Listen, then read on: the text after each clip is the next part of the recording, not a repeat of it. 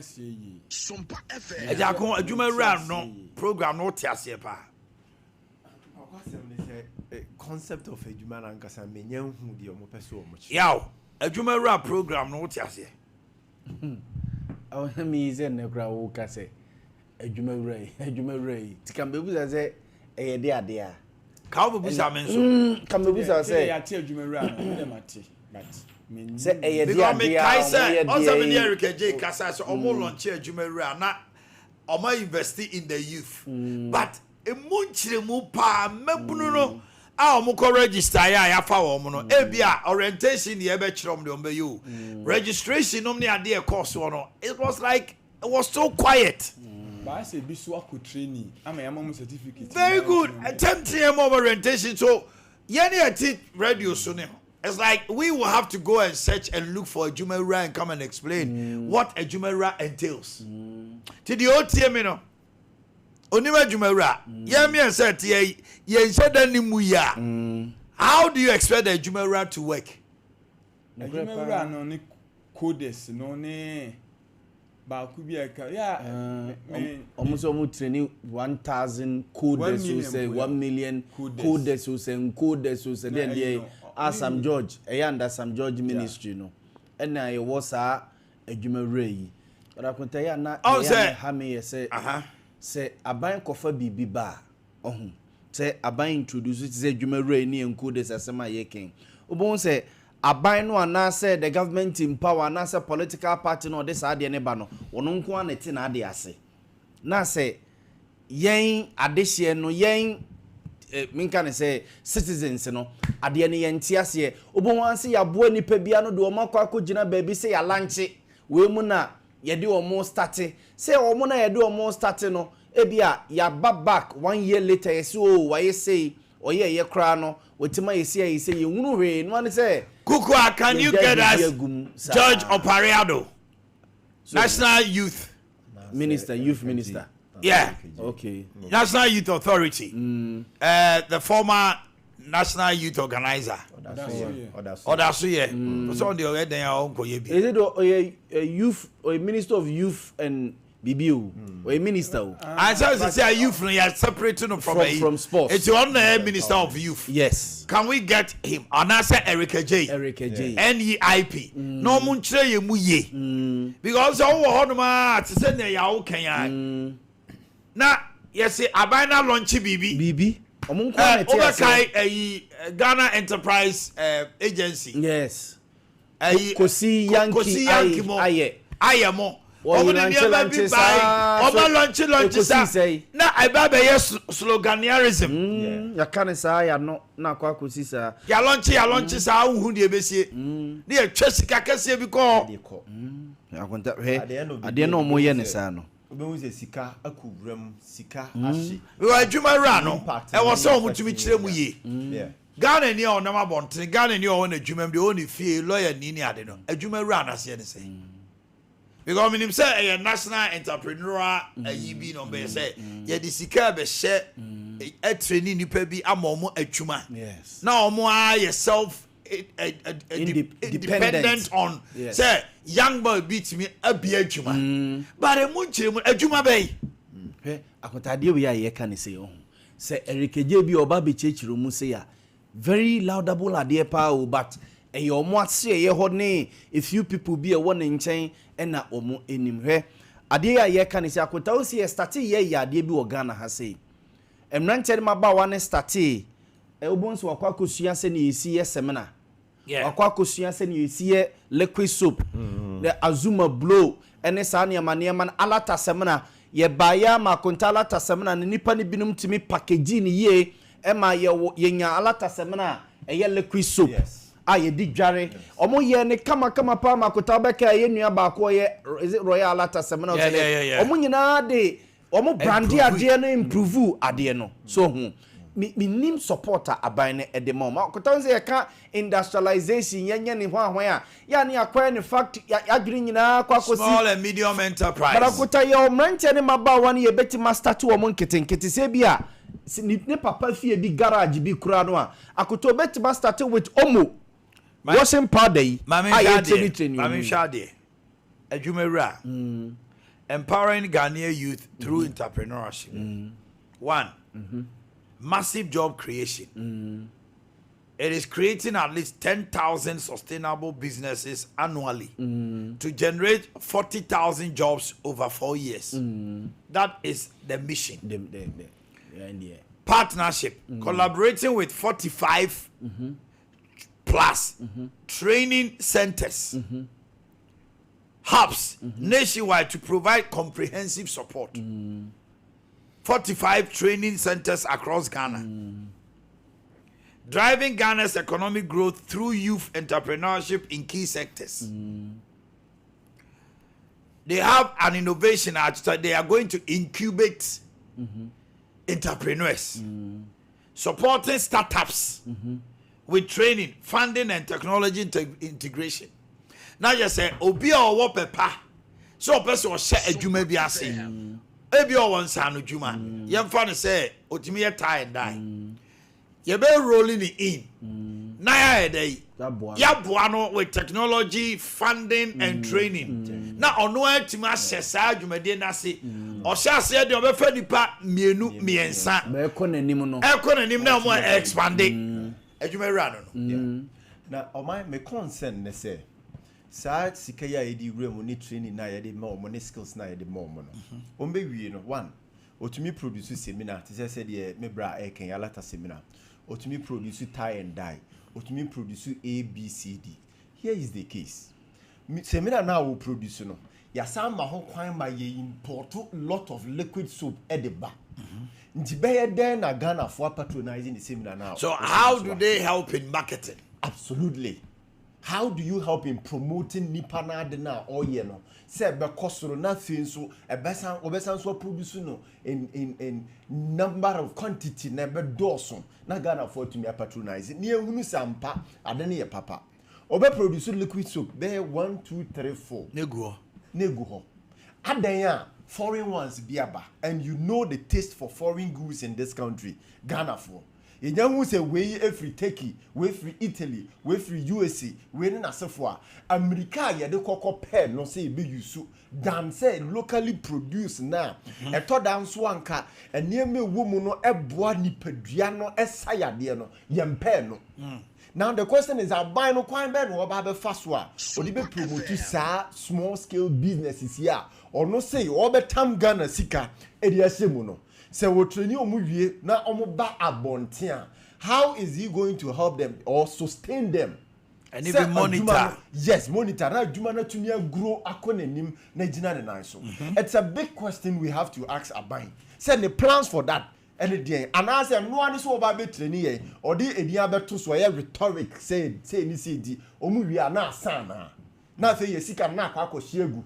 Na say ya produce omo no mutifie ade no omo yenso yehu hwe. And now, woman be seminar produce here. Me to be a use you could feel it. Ujari we are to me say hotel. What you say what jare? What to me say what jare? And ye tum say or say or the cocoa and the ye. Now what take scent na a wait na come. But then Okoka was say na me dey me den me produce miniska me dey be marketing miniska me dey be see. However and so mrofo dey no e compete ye dey.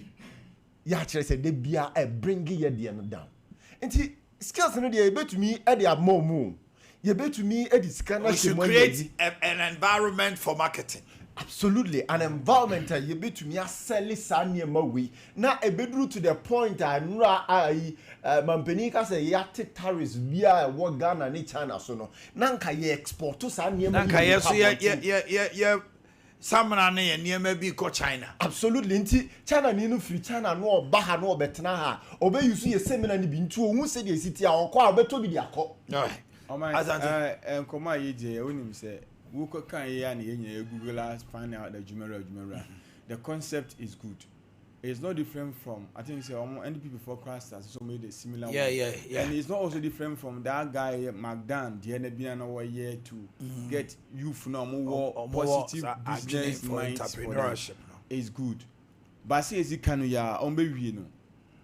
Udi may not have the strength to compete with the existing companies and I say international ones never. And no. And then your man mama ya DB. catch almost say example for national service for no almost supply the animal crying and within a almost also in Kusiano. Nkusiane Bruni yeah farmer SS senior high school. Yeah, what you say or them what did they be a baby so be come there. And you know the same thing. Emabu na ayo musiro obi amfa sene school back. Yes. Seminar okwa akokwa gibi wo ho. But what I say? Laudable. Say ma awurabra timi gina baby na yehu awurabra no. We can do it near segmented. Awurabra school atade. That no but yeah. It shouldn't be only awurabra. The awurabra. latter part ekodi we o ba me no friend say yaw. Hey, baby, Uni and Yahweh ni kwase ko uni J kwa na say awurabra. Eh school si do so mu chem mani pa be say 5 kra no a. Obia benya kakra. Five way say now I'm go chow channel yaw. School uniform and it house dress you know. House dress you know and kwala shirt is here. Any jogging you know suit joggers and also more jacket in China.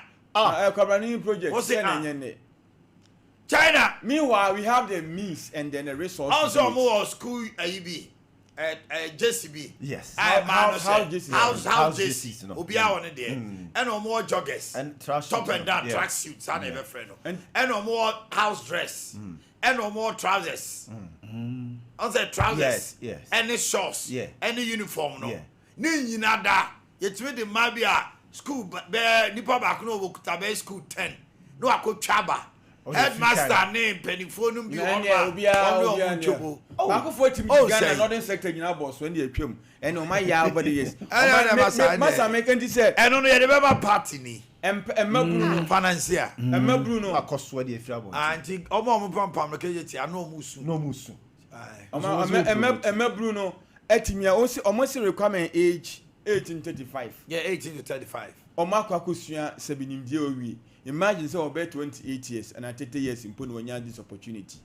Resource wise, you must be resource so much now. This say yes, animal way. Ne say if be any 10,000.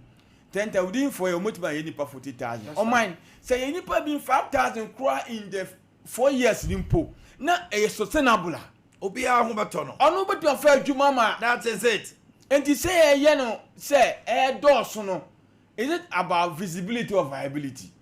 And to say viability there, we are also some of you. Obia na vrongo ni na vrongo sane school. Yeah. Say say jacket, yema wo mo seminar, yema wo mo shitwa, yema wo mo. With all this, no so kwa. Assume see the supply. Yes, available market. And ababua no the company can survive. And you omunya you supervise on be ba be nya taste. And you kwa new school no. Ebi kwa na atoni aso no ketra maso a northern region ko wo sat kwa na you may request say we bi anko and what na be fini mapa ne ma beti ba db say ma me shito o ye na ede we see it should be deliberate as a copim say ya resource wo ma wie no so na marketing aspect say o wie a ahemfo na koto ne ma no and only the most important intermediate a twice mu ye na so ya hwe na ya mo marketer on my bread. And then Mamma could swing in a head. None here can say, Mabru walk, Masiamo Pamatadia come up. I as a fancy practical suit and name your mom, Pama, Eshawa, F and Argentina. So Mobrania Sandy will not obey by your shop, and no one will check on team pound the money woman, send him away. You bet me a year or short speed, raging behind Empebine. A fabric. A bad poor man or mine, you want to because a Juma more funny yellow. On my way. You say meet bakase by next be few years no adwuma Ghana for culture application akope no okope wie kra na sika de ba na boso me enso no no o my o say pe another job asan ye obi ye teacher ni wo ye adwuma for attach nurse ni ye adwuma attach e ba say on concentrate teacher ni a woton ayi biscuit teacher ni a woton we yo na adiche ni sa na eche no okay yeah mama nche na fe ye ne dwabin for to aso akota ne me ka dia kwakosie nyina ne se aban no wodi esika so training o mu nyina se ne asante ebo ake yin kriti like market e ma o akota sa de we ni ayama one district one factory ne so ama amfa so ama ye no yeti kroma se ne so obi aye Vesta oil yeti kroma se na Boris B mo ye nkokọ ne ho ahwan ne ade ekosi se eduru ba bi kra no nkokọ no kra na abọ no so onye obi ma ne nto nkosua yi ade na esi hu kwan say secondary schools ni prisons ni hospital yi sa ba na mo musika mo ye de to nuane be bi aban wo control secondary schools no prison institutions state institutions na you have every right every right so what done say me pese me hu say ye use e be a foreign product state institution mo akota ye ministries ni ade matese ase Kumasi Central Prison ase Kumasi Central Prison omo ankasa ye omo pure water Kumasi prison matese nsawom oma ya toilet roll any tissues and they didn't see who can say o de nka aban kran started with Jubilee House say if you na ko Jubilee House on no me pe ye pe tissue a mon koto ensawom prison for the NB omo to crowd taste mo akota ye directing ministries ne sa na amane say yento you will be on my yaw baby a wadru no Jubilee House. You can't say the prison for toilet roll. Obeka Sompa. But toilet roll the chili to know. Open there. Yes, touch that. It want to crowd this. But there should be somebody monitoring Sanyama way unannounced visits with the tenacity and boldness. Yes. Ebia somebody from Jubilee House, president directive ni, president in the vision, and then your person ye ni. It's why about say. Yeah, prison toilet roll. Wow, we are purchasing officer. Yetiasi Aguna young man be a Del Rice. Del Rice. I didn't see who quite say within the Aguna enclave secondary school. Also press secondary school. More. What is wrong? Now once a while, you be anchor secondary schools in Anchor say a mona mono manqualano. Del Rice Libiana. Ebian Cocoa, more de manqualano. BBC Boris B. and Kukoni Biana. Modern one, Vesta oil. Yes. Papa no young. Who create market we ma Boris B, who create market we ma Vesta, who create market we ma Dead Rice. Akota fe now 24-hour economy ne ba be adwuma because obe ya nipa bebra mo ma ye adwuma tese say ese gi hok papa no complain say na no omo factory yensu okuma so buy machines ni nyina say amo so owo about 90 workers okuma say a otu omo ka wabro omo nya adwuma bia mate se gi papa ne complain so omo nsa no se omo ye kra amanfo nom but akota se ye create market so hu e de ama wo mo amoma ye saa ne ma wenum nyina akota obi nka nkire gi papa ne say onfa 24-hour economy nya adwuma obi nka nkire kwaku oten se sa amanfo oto ne ma no a fa boys ni bia anadwo omo be ye product ni bebre se be ya de che omo nim se for there's demand so obi kan che brukutu se your friend say zet water se demand no wo suru bebre a una be ka che ne se bi onfo bi adwuma na dwona omo nye production ni bebre nti de man no mo a there should be a deliberate decision no be so monitor lawyer Gaje, good morning.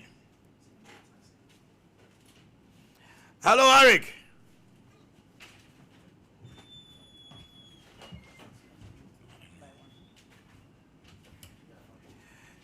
Good morning, Eric. Yeah, good morning, Minia. Now, bomb to say. Yeah, me have the one now, sir. Congratulations for being called to the bar. Me that's Minia. Me that's. Aye. Me beto on cryna when you break go school gidi. Na me dey ya me asipa say. Jumadi sa. I was your CEO of NEIP, the Energy Chain Commono.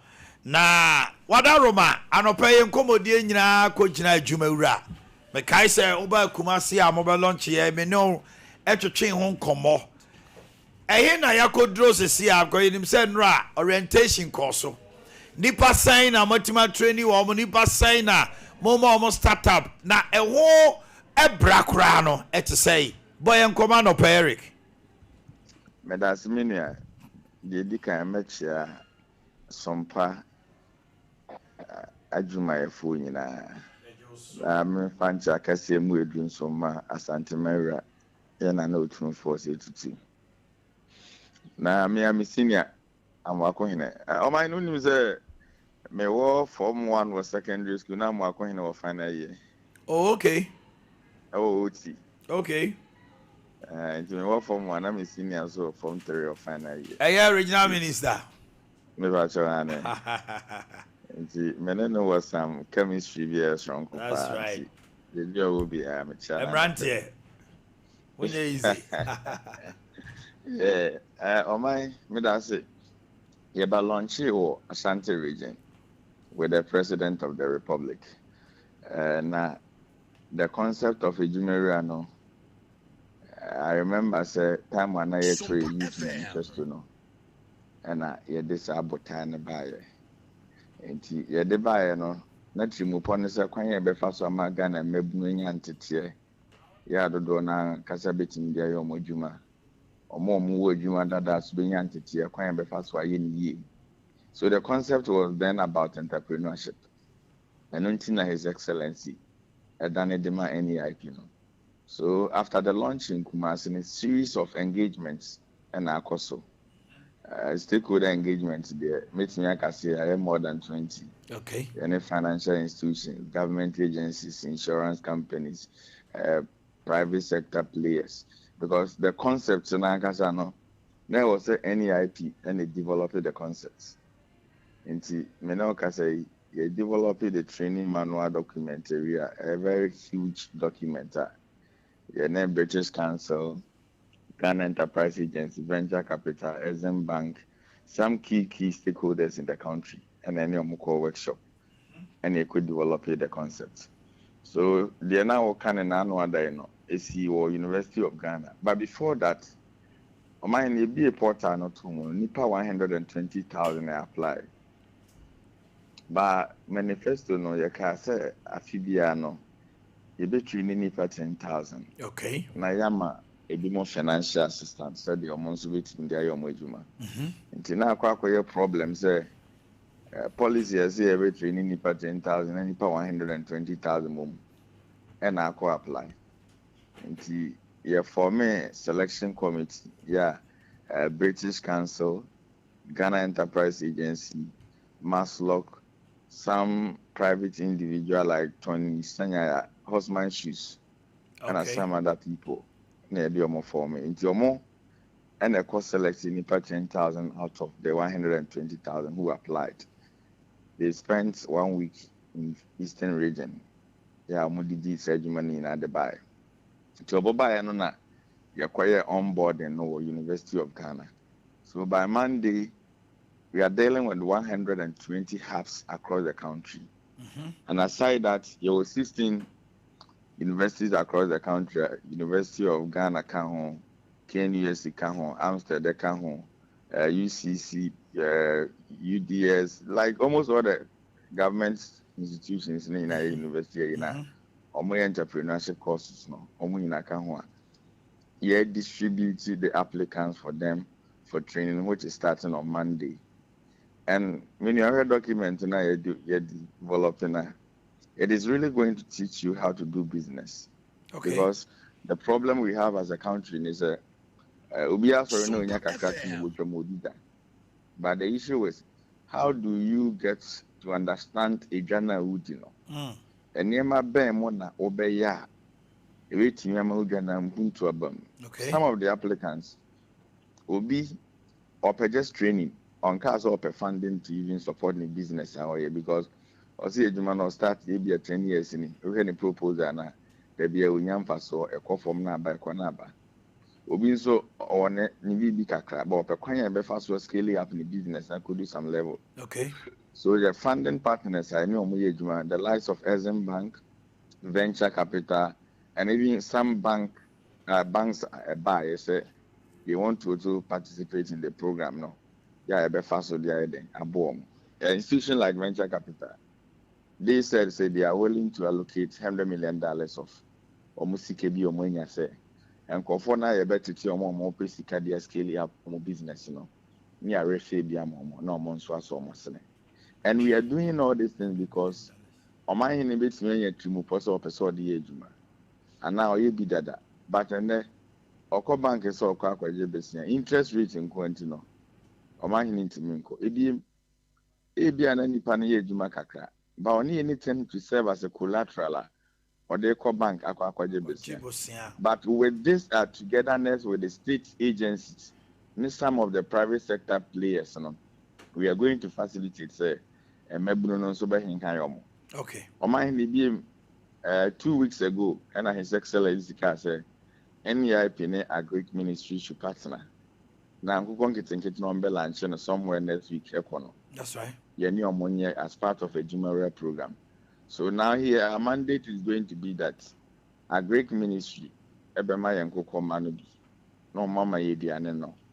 Now NEIP, yes, we have group in a form of cooperative. That's right.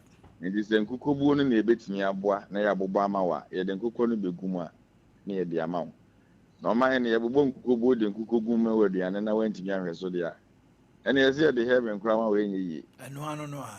So these are some of the initiatives and also no in conjunction with the Agric Ministry so ye de ba. Okay. And ye national service in Sugu nkita so be ochana na say Monday there's going to be MOU between NEIP and the National Service. And also the FSCA and say, university, nursing training colleges, teacher training colleges, technical universities. So, do na teacher near man. Omudija was school. Obi no de aneton, obi ton ta de campus one to toss anya man. O man no was business very good. But at the back one you say say omu school na first to omu out for national service na ejuma na omu ye na gu because baby out there na kono wontimi kono aduane wo ho ntade na oton no community no bi anto. So what we are saying is that all these people will be posted to NEIP.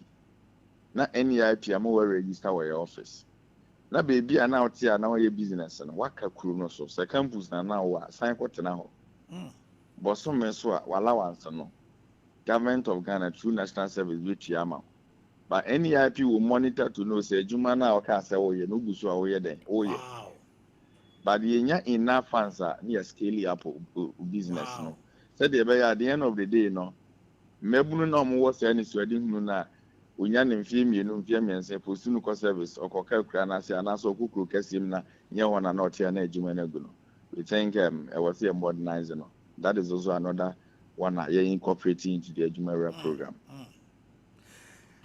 Lawyer J. Minia. Already and shouting. Minia, menso me that say. Bedase pa. I mean, who picture be na say, what the name you white? And I'm meeting you in the crowd fool. I know so you're white. I am white to crown, sir. Pressure, dear, you're the foe. I weigh your pressure. We need bye, Frau. All right, my driving rubber for Aquaba. Ricky, and George, now move home to say. Baby, I will call. I don't pay my share, no, many penny, they want to say. No, baby, elder, elder, they are read them. I don't pay me Chianos, or better, Mammy, too. You, elder, him saying the year me mate. History need ye. Ya true good did that. The year me mate. Meaning in a call Anglican secondary school. I'm say, was it last week? Either last week, Friday or Thursday. You said that translate this and come away extensively. Me mate, yes. See. Now me Hanum Menye. Yes. Exactly. Oh. That the money na your medical doctors. The money na. Me dem I want to move. Yeah, me mate my medical doctor. Me ban na message Jesus. Yes. Am I find chiama yeti for ne ahwefo. Dwabin bank am say nyame adom. Coming next week, nyame adom am say somewhere 24th. Na Dwabin bank yenya 41 good years. Hey, hooray! Yes, hooray. Nyame adom yenya 41 years. Enya 41 years keke. Na 41 years enema bebree ewo sa yeguso ayeko yanim say ye be improve djuma yedi we hwe 2023 2024 enam ye djuma pa eni say de yeko yanim ni say de yesom ye customers eni ye corporate social responsibilities ye de ma oman Ghana no enti ye Chamber of Commerce and Industry omoma Dwabin Rural Bank award kese na de woman say all the rural banks in Ghana, not only in Ashanti region, but in Ghana, say best rural bank no Dwabin rural bank. That is Chamber of Commerce. Ohe yenua lawyer in komo ya odi. Ohe say it's in line with what Dwabin rural bank is doing. Yes. Because your idea, your policies, your product delivery, whatever. Ohe the focus na nya say Dwabin rural bank ibenya emfaso e de agu yebotom. Na mom ye betimi a try say ye be reduce unemployment. Anti-trade, agric, whatever, all sectors, services, any baby or can be a say Dwabin rural bank, ye impact no, it was through ye. A bank ya over now jebesia interest rate a war form or a Sompa ye dear bayer. Na ye di your 41st anniversary, ye di your 40th anniversary, near can be said. Dwabin rural bank, ye year market say ye be do 40,000 trees. 40,000 trees. We just said environment baby a AC co.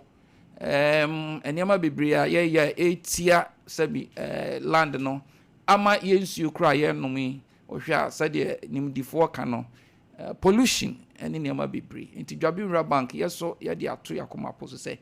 Ye ba koswa na ye mean at within 5 years no ye betimi adua sa 40,000 seedlings or trees said be ya ye be boa na yetimi a preserve environment no said be ya bibia ye be ya no ye benya hoden because obronika bibi say health is wealth. That's right. Say ya dia wo ahoden umpomdin ekwanimu na je say it means say o wa ahoden a obetimi dia ye adwuma na Dwabin rural bank ye hwe say obia umpomdin be konti yeso ye hwe say ye beduedue nua bebre 40,000 said be ya o mine ye ho betoye na ye hwe we ya na je say ye kan bibi say this month ye to was say Dwabin month no Omanhene ya shares no ya sign e de ababiem na o hwe enipadom ni ye di 40 what do you call customer service week o hwe enipadom a e ba ya e beto shares na je say kwanim de entia etisa ne say ye ye ni nka ye ka Ghana ha bank ya say pa o to shares a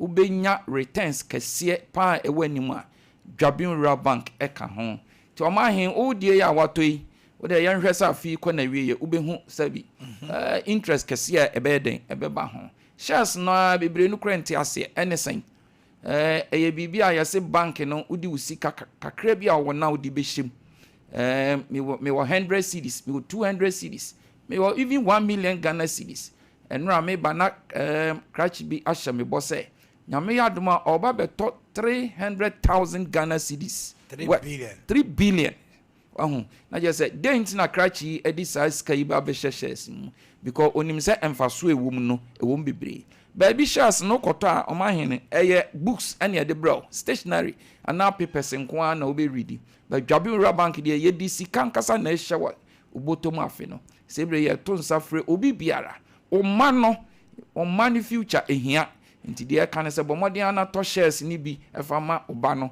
se de be ya da cha kwara ni benyinu na ensi hu aba no na ye bebre wo so a utie mi dwuma bia wudi ye yiyim me ton tomatoes e wo dwom me ton jene e wo dwom dwuma bia me ya farmer me ye kuani bibi bia me ye businessman me wade shema me ye businessman me wo new road magazine bibia me ye fitani me ye carpentani ye ton safro se sebre bra Dwabin rural bank aso ye bia okwa oseme to shares na wo to no obetimi ato no kakran wani beba ho so na o share value no na e wo suru bibiri ye wo bi mpa o say every month me to be 100,000 Ghana cedis utimi to kakran provide so whisker is one of the secure utimi de usika ko shemu a interest no ebekwa anim bibiri nti se Dwabin rural bank ye shares no e wo market obi antu anamo na omra Omanhene ade a ebesan ka bia mu anu say obi wo ha na waba bibi account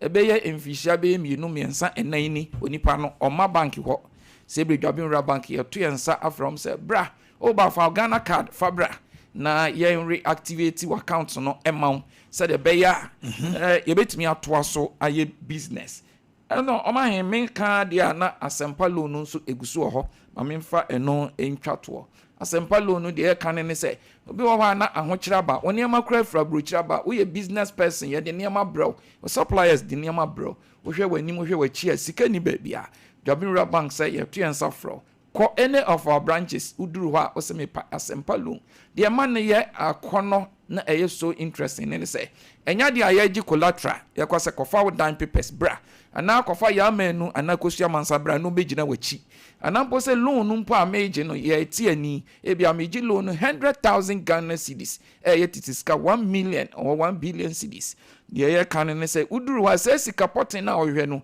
ni nyina na usabeka obi o ha akwaje besia o se meje 100,000 ebese o kofie no na ya tiska no so we de yenti ani sika na woji no eno a yenti hwe ana commitment fee nim moreover enya dia collateral sembia wo itebre ya tu ensa afre bibia na mede manu sinu emse minua Mr. Nyameche our Vesta or you see who ana minua ampon and Fred yes ana Fred minua ampon ana Fred ye de nchia emom nyina a eye Dedel Rice Company ye chia hu so mahin Dedel for so ni momo oh so no pay o ma ye come asem nyina uni momu nyina minimum na mom ania ma bi wa metimi fa ntudwa and ye fa ntudwa sa enti ze bro business bi na opese ye biem na kwani maud ya enfo ani nkyere ba bia fo ani che Dwabinwura bank. Thank you very much.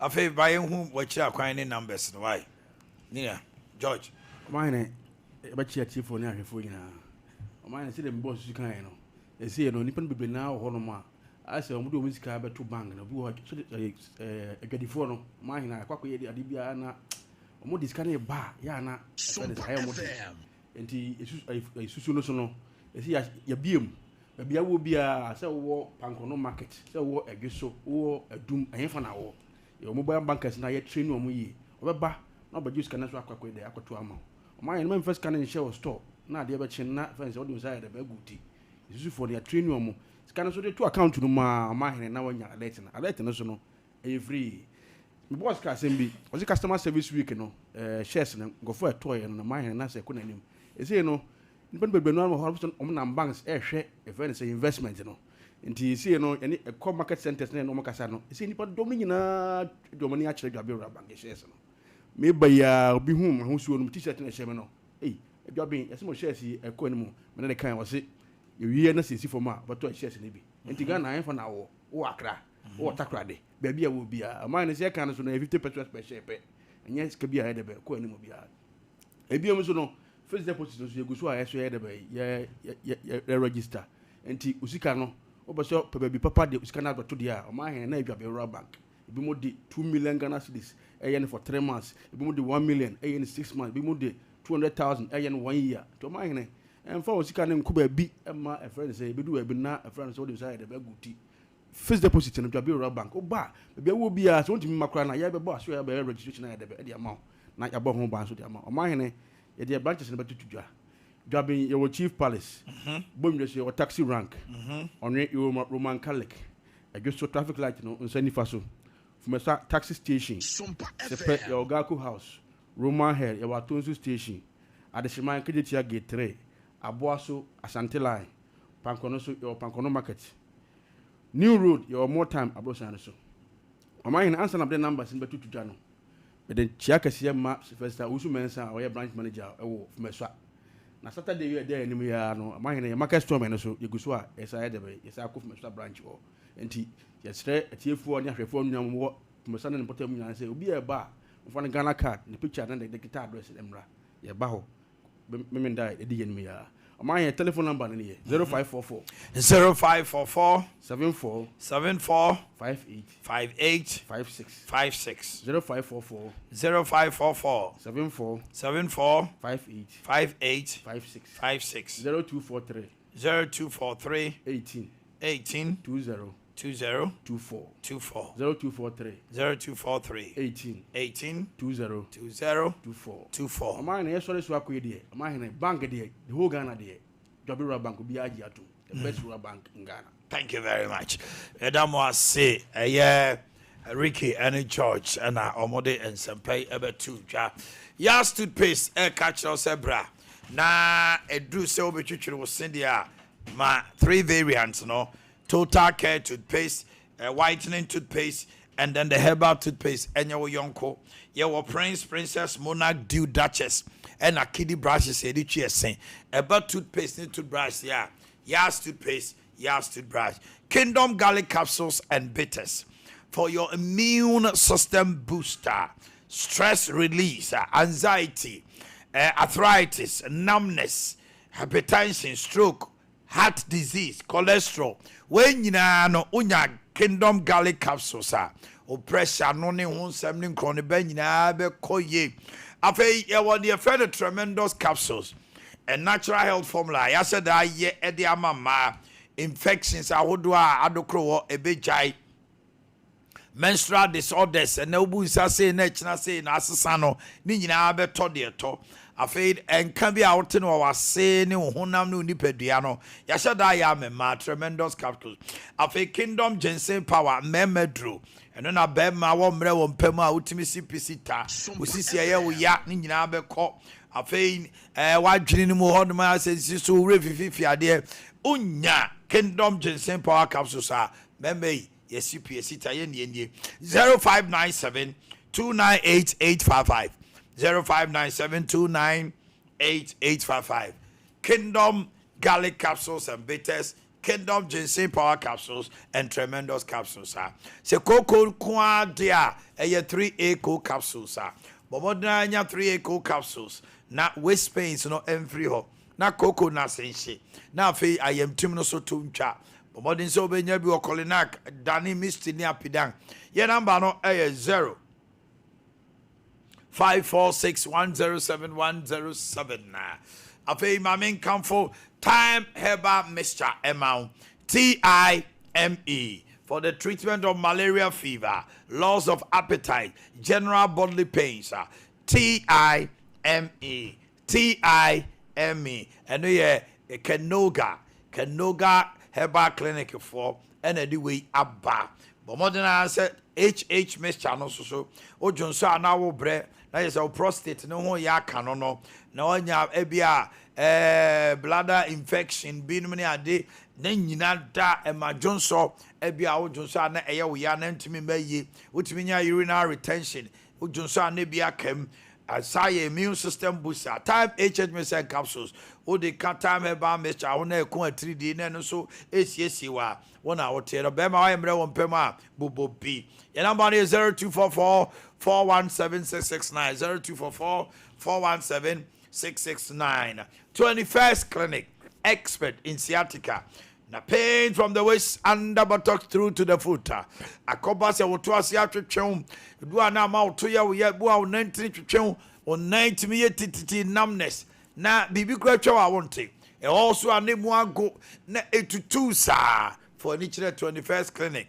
mami papai minu aba ma brand yemfa bibidro kan machine treatment yemfa massage ye na labs and scan ahodo yenjem hwehwemu na yemfa bibidro nin kan yenkwa ne was 21st clinic eye sciatica bibidro no e obi obeka bibia o can show and one hwe ya na ye de achinchina dane wasokwa 0540311311 0540311311 Kenjin and Magic drinking water, a 8.5 pH alkaline water. Hydrogen rich minerals, which is calcium, magnesium, potassium, iron, ashemuma. A bois emma o yamun tim sa wonoma. A yensia wonoma refresh emma hydration ekoso all the time in sojina ho. A mouse nipediano entrenchom. Afe antioxidant enti se wonno mo a etime ukro ma udjon so saa na ayi fie wo mu ade ba kwa nsuo ye ne say it protects your heart, liver, kidney cause it allow them finu manentem onipa umoja ye alkaline nsuo wo mu ye alkaline oba de boy ye no moja ne nsuo no kabuma almost about 75% and ye nipadua no etino se wonum kanjina eno so ya alkaline no a ekwa etimi ye adwuma ye anopa itie enum nsuo bi akeke nom kanjin and magic drinking water 8.5 pH alkaline Ghana ha nsuo bia ni one ma e chen kanjina e do 8.5 and it may come farmer Bremen UGC Tafunu Road Abawa Route to Junction call 0241 449191 0241 449191 Ya Grace Mami nyom na mfa ntwamra sese a na me ma pamfo ye ntena se na ye dwetwe nkomo Mami nyom enyom Ya Grace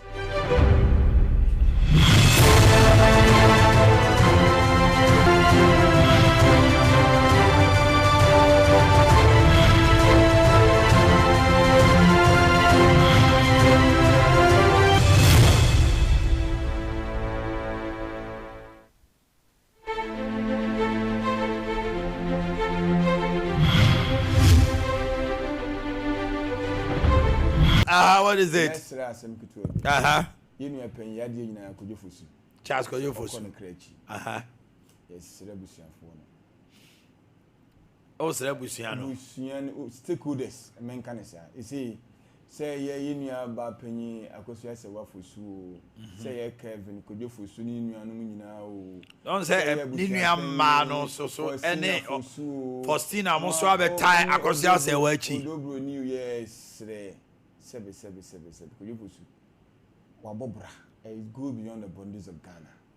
Baby, move to me. I send bien wa mum. What the call to? What do I find you? What do I find? Edaya Nipana Becca. What the call to Nipana Becca? When you be Fiswa, Nipana Becca. Yes, sir. Now, and some Dawson. I feel the way seeing who post mutem. Yeah, post mutem for report to say, yeah, Nina, your papa won't mean some at as far as be. I was your penny. Yes, Rebusia penny. Confuse you. From day one, I know what I can't say. I was your penny confuse you. Assembling in a cobit swan. Was your penny confuse you. Obey you, I'm a some jabber. And when we can let it be an unquano air call or say, Omo dear, almost support to mamma and almost per cent a bushran mom papa could you foresee a befitting barrier. A day. Ghana has agreed to give him a state barrier. What again? How many people in this country have had this benefit opportunity? Yeah, Bufukrani, sir, social media for now. Rantings. Omumwa chemienu. We camp, no, we camp. Obi Honuma. And someone walking in only evidence and on another panic say fake news productions and more winning nah was it to me that Obi Honuma and someone walking a artisan be our tier. Now the way manner or see cast some no made the crowd could you foresee made. As on the kojo for soon sorry. That's sorry. A day. As on the akosia se one that's sorry. As o dobroni ne ma me ba no no. Yes, Regana for. And the bia ko gina ha and yes we dey mama hwan. We ko for we nyum. Na we akofa we nyum. Na we akofa we. Ma ye boti akosia se wa na odobroni for no akofa aba. Enyum asisi ye boti a mama akosia se wa mere bi. Na amanfo akofa aba. Na enyum no edem na obi e wane ne commentary a day onti ko efo so na dey make content sa go to that bay and na sa abusianfo no so nimu a wo mo de wo mo giska o yes omo de omo trend obi on my every day owo asem oba be ka afa yiye ne ho every sambre ko pim se be kra lumba echi no na YouTube amaniska etu ya abusiani na se mo se mo be ye interview a yenunumu na mo kasa yenunumu lumba nyom na oboy na o say na chiri mama owu a mama na chiri nya yi no ya grace e o ha bo makram no bo na yentie mu nsem o hyenkom gu ho o hyenkom ba ko ta lumba wa nya wumafo na asantefo kasa asem wumafo na yes obi da chia woni obi gina obegina wachi akra wachi ye wahwe wani monyam wabrabo pa wo boy say no binti ase sade we de megina na matoto na chi de ensese wo se babontin bia no obegina ewu achi e mebusa se anyambia ne namfofo no ne namfofo obobo mu din a mo ti ase a o woni nwumu no omo ti ho mo ye dey ye bo obi dwabe mfosu binim so ote ase ye bo bi kempon ene kempon na akoso ase we fra broche ba wo du fie ma no e ma ne kotran sebi sabi unye kaini obefafo afre na ka chen say ukuna bra bo obebo ye no enye we na wo se mu di tua mu kunu ka kempon wo to wo ye de yayi papa shi so so ne wo ye sofo mu udi akire na udi akire sebi say na bible na wo kan no e ka de kire wo papa shi se ne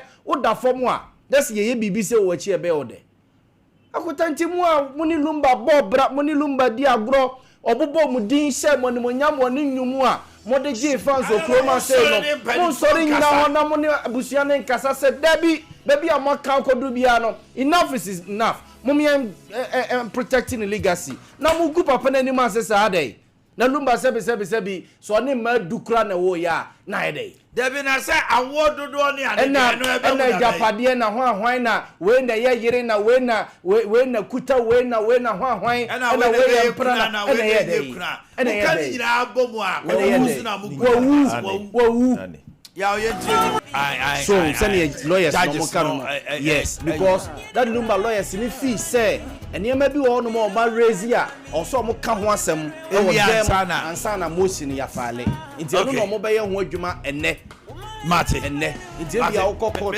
say na panel are seated and then no my lady papa oh my lady papa montrance mame na merende afo ade ekọ de mi enko so amfi wafro gentlemen pacho koyi ade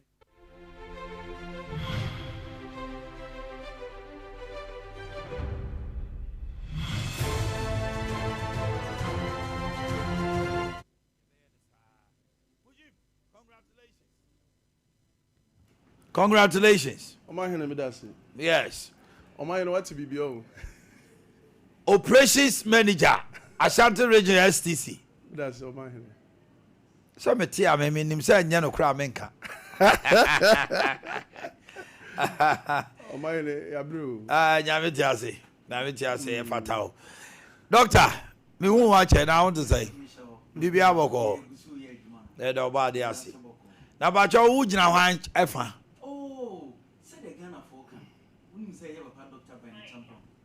Pajo miaso. E papa Dr. Brian Champon. We are Brian Champon. Kasia pa and there is a reason. Make sure the entire was a Dr. Brian Champon here didn't. Oh, I see. Yes, okay. Yes. Brian Champon and MSA can what's it 90-day ban on all mining in Ghana. Yes. Because sen you no air tunnel. Say you ban it all mining in Ghana. You no crab it me ati ono anu ho ani. Sure. Ebi o was 1% na nkrofo e dey amano na any sere. Sponsored and cooked.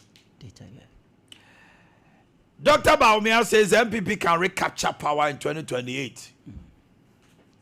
Mujib, osemo mpake mo niema, oba na se kakai, be pamomo. So we need there. Abai say emra so say 10 category B SHS schools or more upgrade you know akoye no category A school. Minority say munyai dede na moye no NPPJ clearance Emma all the 13,000 mo fa wo mo no enya no kre munko ti o mo kana munyai dede no sa kando say akufo ado enya budget 2024 amount no they had clearance eno no eda ho. Doctor, Minia. I'm said to say. Nyankopon ma hoboko. Okay. My embra, the angel chinkomo. Definitely if you are for Brian Champon. He says 90-day ban on mining. Fantastic. Oh my make sure no tea. You my in na you know me aso aje pak. Make sure no tea for na ma peti for chow. And the traffic will chromo mudi dancing. From Amsterdam. Say o ba ho. O free Amsterdam neighbor. Yes. O de brasa be fa ayi runabout. Georgia. Oh, okay. Ne bra ba airport runabout. Ne be see air fly. Bra achira ya. Ampa trekking here. What do? Ampa. Watch 30 minutes obedu. Ampa. Why? Ewia me. em say ba wo fa ha de a obebre why no cry me ni ba be am gym free ba na why late ono say jaji say odi bi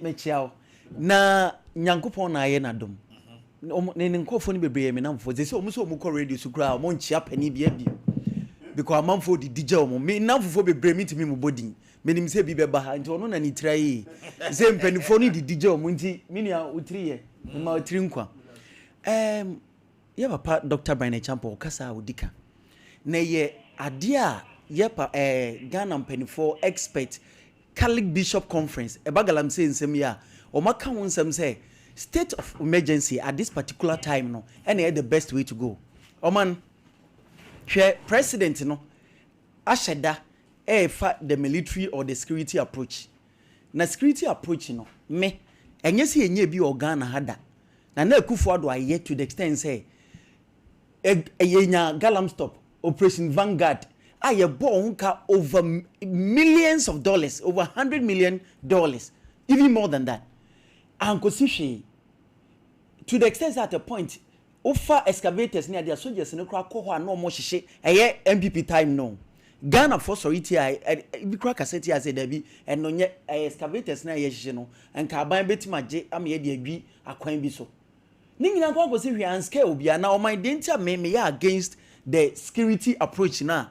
Abayan who do did you say the highest or the apex of the chain of command of the security service no a politician. The highest the Ufa Ghana nyina or my one a commander in chief. His Excellency the President. Oba regional leveler when a resec head. Regional Minister. Oko district dissect new music one a head. MC. It's the head of all security services no a politician. And in this case, politician has vested interest in Galamsey. The reason why Galamsey a bribe agency a dear soldier for near police for a dijumano, enye jumano, enono. So they say Galamsey a open knowledge. To say the nana or two for Canada me bodia me bomi mwasi. O catch ministers a Akufo Addo times any etienne yeni momo ye Galamsey no. Yenim say politicians both NDC and MPP at the forefront of this Galamsey menace. Enti bra wo di military and now police and now security approach ni be di djuma no enkosi hwe because oko district ho na and municipal ho na penny a o ma command no o politician uba regional ni shenase shenase enti omo ya na omo di video say yakwa akoshi baabi yakwa akoye we no it is because omo chi omo no omo nye ho no nye politician concession. Because it's just a matter of call away. And a politician somewhere will give you a call, say, I had a mamunkwa, I have monkwa. It's a bra with the police need soldier for Bemuno and Yajuma. 2. Me were instance, me am environmentalist. Me koji data or katachwa watch mamponwa. Anybody catch him say, me koya patabi monams, hey, massa na risky and a soldier for Bejamas maza. Obiba ha, say Obabe chimi. And I have research on it. You can go online and search. On Galamsey. Konongoni atwampo no wasi obi ba ha mi wura ma pata we mu soja ni ba o wura na pata we mu eyi 50,000 de man akwa ne se wuta pata we mu ama mi se ska we enne sa nipa na make no oye minor oye galam mi ngaze oye galam se ya ba oye minor wa wuro na eyi no me wa wuro e de no ho age eyi ni mu me I can give you evidence omopama because this is my space, this is where I work. I can give you evidence police for constable ne lance corporal enne omunya opportunity say omunko ye galams omunko galamsey fight ni bi omunyi omun say tamai no ye car dealers cars omun dealing ni ska omon on oman eti bra wo this security approach sa anyoma ne beba enye juma because they take their instruction from the politician and politician and a lead sa menace we eti enye juma. That is the reason why a bra edu you know empanifo bebre kasa including your papa Dr. Brian Champo, Ghana's 2029 president. I nyankopo yina mai say now say I'm paying for Catholic Bishop Conference TUC any other UTAG any other expert here can say yen declare state of emergency. Now the papa John mama can say adina ha Ghana for no emma enkofo emebunu about 4.1 ejumenti ye declare state of emergency ye stopping enye What they no to nche wasaba monta beka say gold ni maye sa galamsey no even though ekuye no emma on my way about 6 billion Ghana cedis. It will no or calling off any or my see a person you the repercussions of galamsey.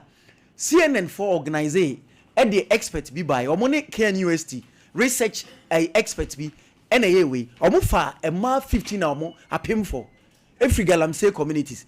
So omo esuomo KNUST research expert any CNN for na years adwe omo ye we na ma 15 no ko no emu 9 omo free galamsey communities na ewuye 15 na omo nya pregnancy complications no emu 6 na kai no omo nya pregnancy complications omo anya you know it's either they are in galamsey communities or they are in neighboring communities asema ye kan wansem no currently research minim se nyina mo discuss wa researcher nkofo bi be ye ya amoka even in kontomra yedi enne ayi galamsey asay kontomra yedi galamsey asay we and baby no mo fast studies no konongo western north ye nyina yenso enim say these places are the food basket of this country ahafo any western north any ashanti region no these communities are the food basket of this country.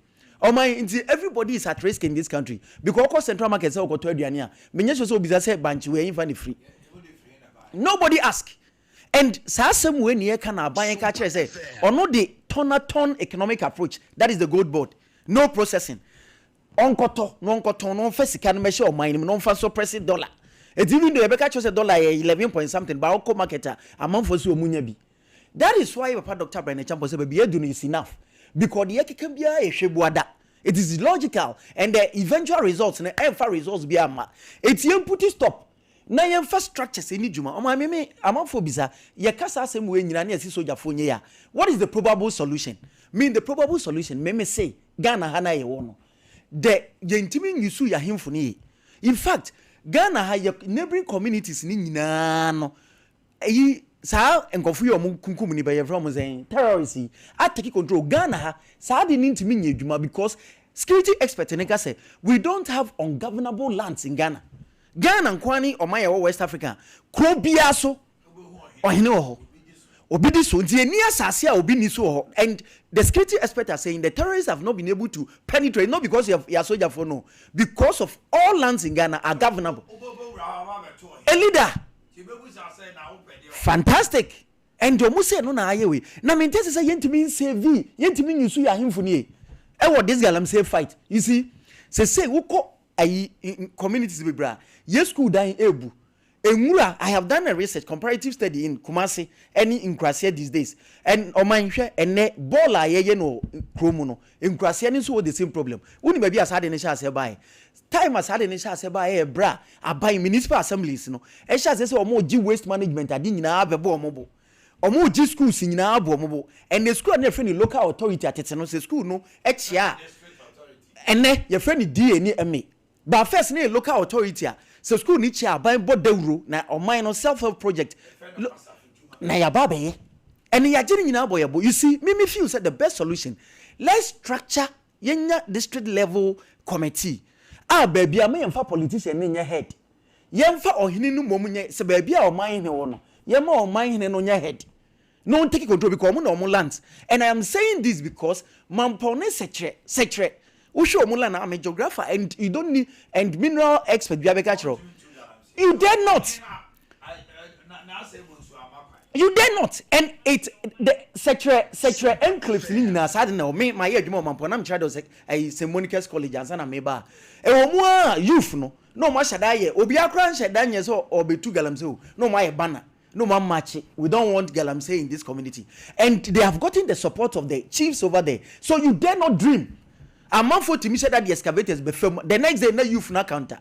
It is sector enclaves in even though good amount of gold deposit no. Would be for galamsey because and yes so jani bi because any politician so I am afraid maintain the reason why enunti yentimi nya ya dwen say ye be ma kroma na ni ayemfo na lead. And you think the 90 days will help?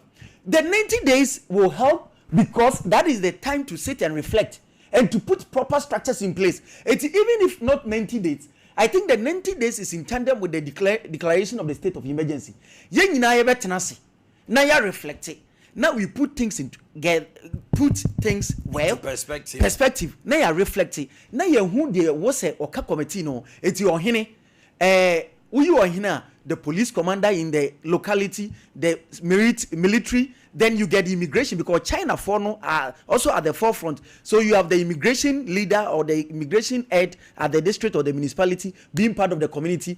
But year 2 adeno, we have the assembly member among unit committee is more powerful than even a judge, a court. Yeah. Uko a crasia pana you two galam say na. Udi bonini a case de uko committee for what? Ne yam shino.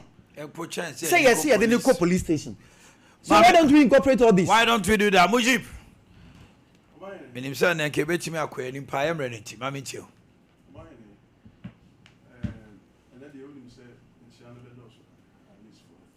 No problem. So anya bi.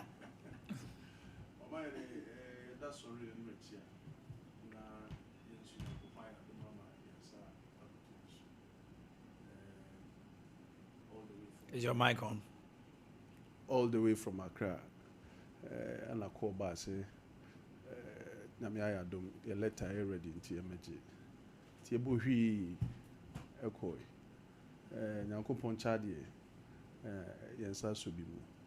Minim say, Endi Samanyuku, Obi Biara or Tun Hochea, or Yebi Boy Biano. In an appropriate time, you know, minim say, Penyufo bɛkae na ɔmahyɛ w'anim nyam ɛsan sɛ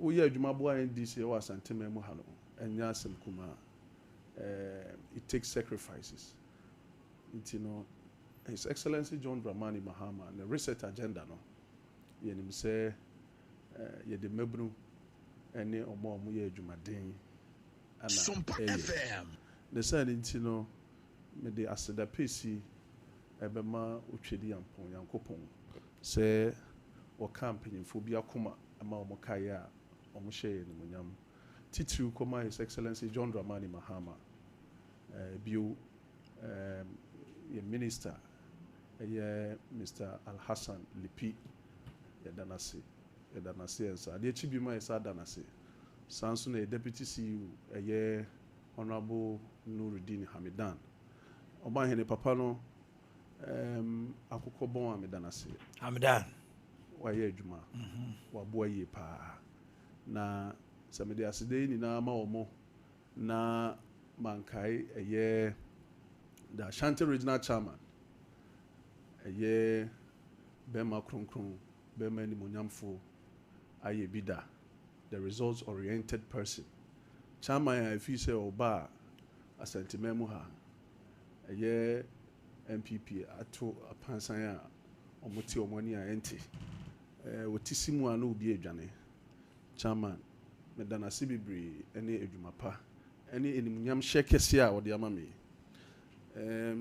sade a kyen ma menya appointment ana ya aseda ana mede ma chairman ti chairman bebi a obi a meda wase nyankopon wo hirawo se otu na isi from a make sure say the right thing has been done medana sibibre ebio omo a on Facebook, on WhatsApp, calls, baby, omo frère, omo so chese, one yajea, omo so, obi bese, omo yebi aboano, yankopo onsho obi biara, obi a frère me, obi a text me. I really thank everybody. I mean, enye easy. Said ye minu ane kan no communicators, any omo amu ye adwumaboa NDC. Ye doso, nti se yankopo aye adoma me akaye a aseda bibre ene ye dema obi biara.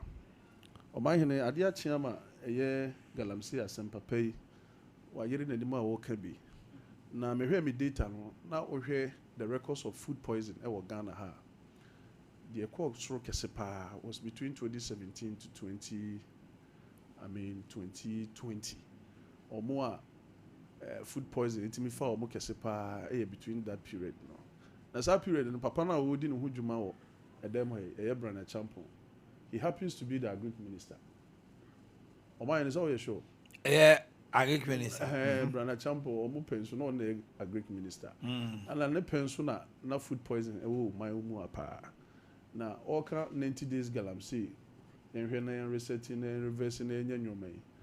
Na we agric minister no na enye MPP mu na oya agric minister na 90 days adwene no wonti me famua na do dan Akufo-Addo ana omuni na aka ho na Akufo-Addo fili enna menti ase because all adwene we no wonti me famua o president na wa na fili na say wo no boni wo trim esan say what person food poison na do so pa Omanhene because said you know work no no buy e de ba dwama so ayeton bebre aye contaminated na air contaminated is now could definitely obefa food poison and you will be contaminated with food poison enti na owo no adwumadie ben and modern bo ben or boy a went me anso ano in fact said you wo kan nyina say ye ni mpanyimfo betena say within 90 days na ahwe kwanya ebefa so na ahwe we ni na yaye a egusu ayeye Omanhene just last 2 weeks who says Excellency John Dramani Mahama NCSUs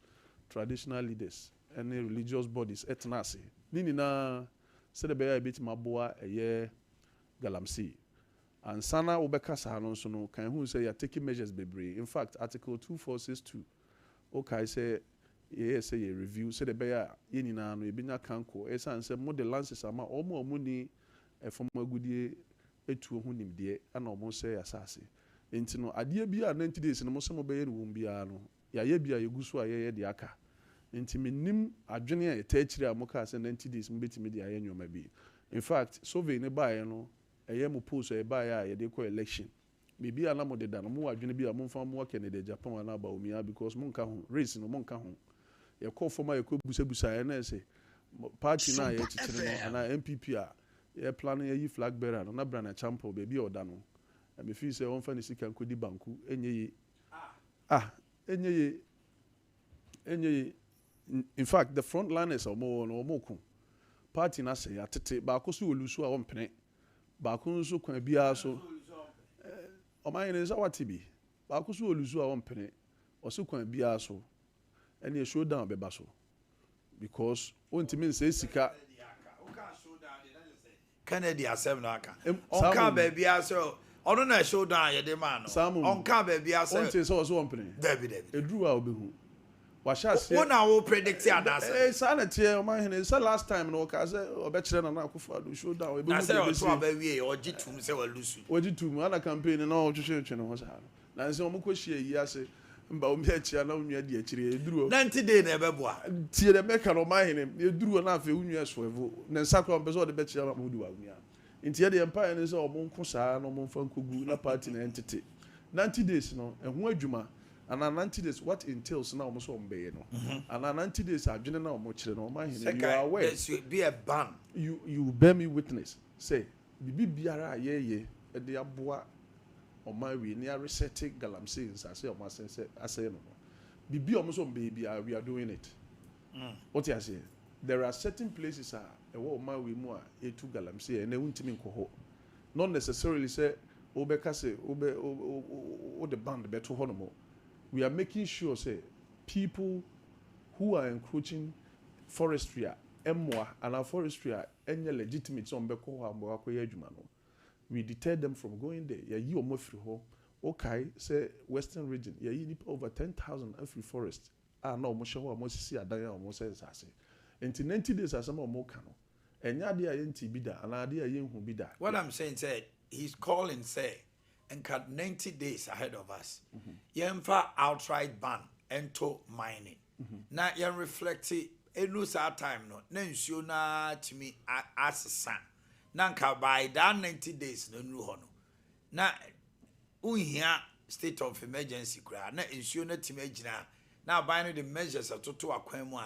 Enru hono mono. Abino sako na numa ebeboa. Tikama ye mining cry 90 days. Omanhene, the pese etifu ana ahwefo etiase ne say with or without 90 days adie bi a ye beye ana ye ebeboa na yatin so na ni we are doing it.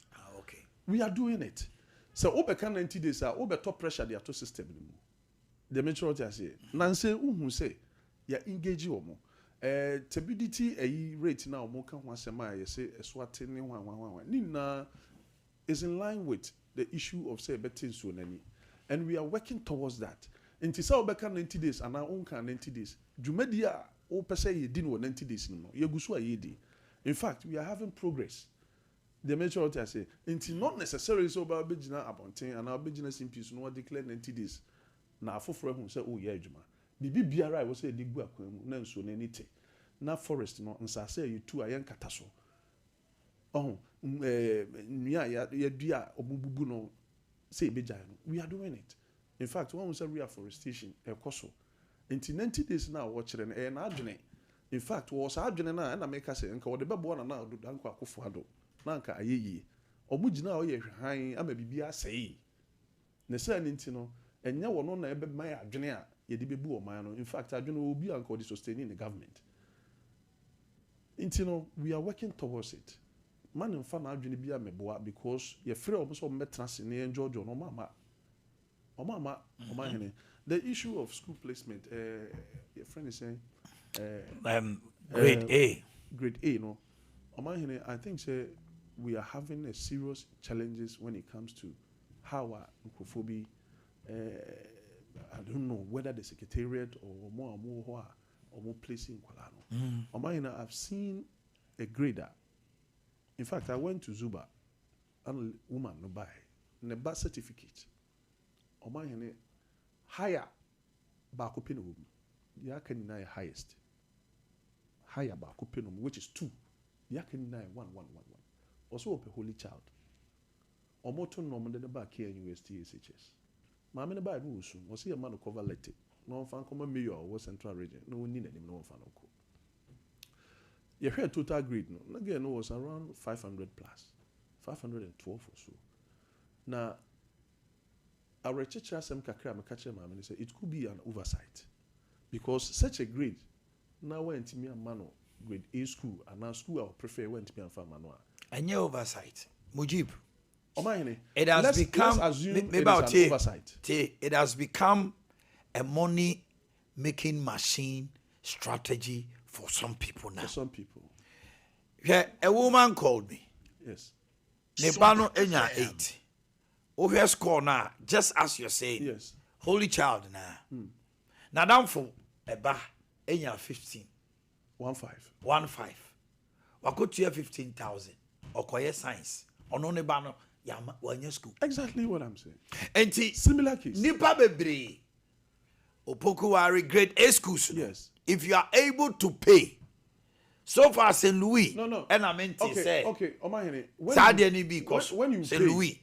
Okay, let's look at it this way. When you pay, so which years can results in a reflective system? When you pay, those who are doing the placement, approval. So it tells you it's a cartel. Any Ebiopokuari. Okay. Metimeti 15,000. Within 2 days, that is what I'm saying. It's so, computer room or any penny phobia and a sika. Obo headmaster no crown. Why you care for the best headmaster? But headmaster no say bisu anu ni mo hwe. Oh, because if resource never. But my name headmaster bia. So what say headmaster for no? Omuni mo hwe. I stand. Me say e bia. Yes. Na oni mo hwe. Okay, so this is how it works. Omo schools no headmasters and headmistress no. What happens is that say oba na o degree ne ba na wo pe school na omo na ma IT for no. Say in case we feel say obetima ma protocol bia no ama IT for no aki in adwuma no na IT for no aki in na approval no every akra de aba school mo.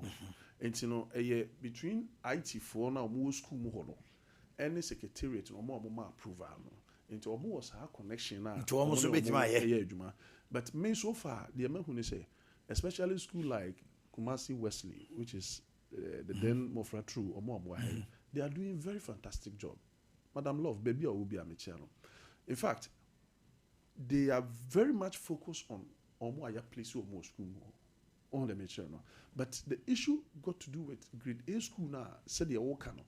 Obi baba na grade 15 no school mo a science no be 8 6 ese amfa no 8 7 yes in the ho me wa the first choice second choice ni na ye ho no te den ya amfa ade no so a wokotwere no watwa me se maame no e wo KMA I'm telling you this maame no bai no wo su so we have to call somebody there and ask what has been the reason. A DNA problem, no. If you say education minister, Honorable Haruna Idrisu, you're best friend any deal. We the first time. Maybe in CBU, one man in actually. Some man in actually keenly because with Diagra, amount for a best anything. Okay. On that score. Thank you very much. Happiest birthday to Gloria Boakye of Sompa TV front desk. Pokia. Hey. Pokia, no. Omanhene said you over here. I said there was some. That's what I photo shoot to be. That's a Huni Pakro. Me, I'm Pokia. No, Bruce here now. And I saw. I say, hey, your man, come on, to me. Pokia, happy birthday. Anyway, Christiana will say Sapon, Accra, Ashoman, and there you are. Your husband, Eric Ayakwa, and brothers say happy birthday. Chief Inspector Kojo Asare Boakye, office of the former president Akufo-Addo. Asare, today is your birthday. Happy birthday to you. Glorious birthday to my mother, Auntie Becky of USA. From your daughter, Nana Kuya. I will see Emirates of Bibiani Government Hospital. From Esther Aka. Bishop St. Osei Kufuor of Hope Palace Chapel. Yabo Amasofo Penny. Bishop St. Osei Kufuor. Bishop, good morning and happy birthday to you. Agrek Nzima and Asorinwo. From your son, Nana Yabo Ama of Sompa TV. Just say, where you met from? Oh, we are see. Mrs. Patient Osei, Education Director, Accra City Conference and Human Resource Officer of SDA Education Unit, Accra. From your husband, Dr. Kinsley Osei. Happy birthday to you, Mrs. Patient Osei. Okay. Me time na so. Enti we there. Me di mo be si ha. Em say sports for no crab ba. Be da mo ase. Mujib. Kwana ko boy juma. Yes, Brian asem no na wo se. Me da se Omanhene. Brian asem be. Brian, you tell this again Na asem no me se ma pon. Wo What pon? But who say ha no? It can be vitro. Brian, Eshasiano, or mine. Brian Shasiano, no, Musi, or baby Abrocake. I feel, or see from now, Mosono. Even your camp, Dr. Bomiana, panic is on Namahafu. Is there half a tiny Brian, a Sandra Brian, or Shasiano Musi Agro. The Bayer Musi in this school.